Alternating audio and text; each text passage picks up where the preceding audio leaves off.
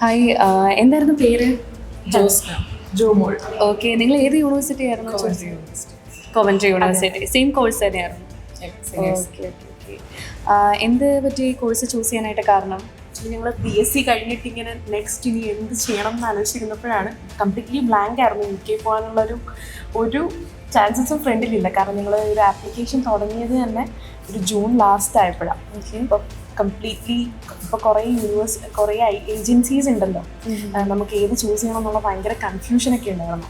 അപ്പോൾ പെട്ടെന്ന് ഞങ്ങളൊരു ഷോർട്ട് ലിസ്റ്റിൽ ഉണ്ടായിരുന്നു, ഒരു പേരായിരുന്നു മാനേജ്മെൻറ്റ്. പിന്നെ റിവ്യൂസൊക്കെ നോക്കിയപ്പോൾ ഭയങ്കര പോസിറ്റീവ് റിവ്യൂസ്. അങ്ങനെ ഫസ്റ്റ് കോൺടാക്ട് ചെയ്തത് ആദർശേട്ടനെയാണ്. അപ്പോൾ പുള്ളി ഫസ്റ്റ് ടൈം തന്നെ ഭയങ്കര പോസിറ്റീവ് വൈബിൽ സംസാരിച്ചു. അപ്പോൾ തന്നെ നമ്മൾ ഫിക്സ് ചെയ്തു, ഓക്കെ മാരേജ് ത്രൂ തന്നെ നമുക്കിത് പ്രൊസീഡ് ചെയ്യാം. പിന്നെ നിഹാല ചേച്ചി വന്നു. അതിനുശേഷം ഞങ്ങളുടെ രണ്ടുപേരുടെയും സെപ്പറേറ്റ് ഒരു ഗ്രൂപ്പ് തുടങ്ങി. ഞങ്ങൾ പേഴ്സണൽ ഡീറ്റെയിൽസ് മാത്രമേ കൊടുത്തിട്ടുണ്ടായിരുന്നുള്ളൂ. കംപ്ലീറ്റ് A to Z പറഞ്ഞു തന്നു എല്ലാ കാര്യങ്ങളും. എൻ്റെ ഫുൾ ഹാൻഡിൽ ചെയ്തിരുന്നത് ഡെല്ല ചേച്ചിയായിരുന്നു, സൂര്യ ചേച്ചി.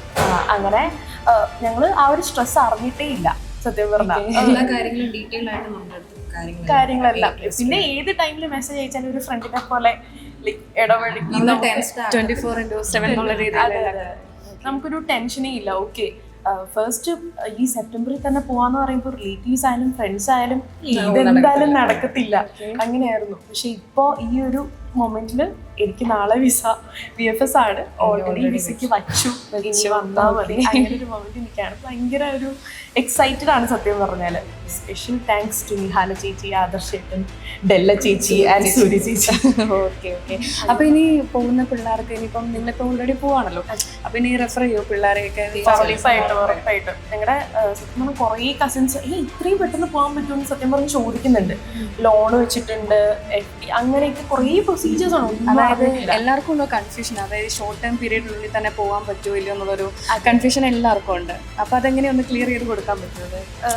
നിങ്ങളുടെ ഒരു എക്സ്പീരിയൻസ് വെച്ചിട്ട് നിങ്ങൾക്ക് എന്താ തോന്നുന്നതെന്ന് പറഞ്ഞാൽ UKക്ക് വേണ്ടിയിട്ട് അധികം ടൈം വേണ്ട. പിന്നെ നാവിക്സ് മെൻറ്റർ പോലൊരു എക്സ്പീരിയൻസ്ഡ് ആൾക്കാരുടെ കയ്യിലാണ് നമ്മുടെ ഡോക്യുമെന്റ്സ് എന്നുണ്ടെങ്കിൽ എല്ലാം സ്മൂത്തായിട്ട് നടന്നോളൂ. ഓക്കെ. അപ്പം all the best. Thank you so much നാവിക്സ് മെൻറ്റർ.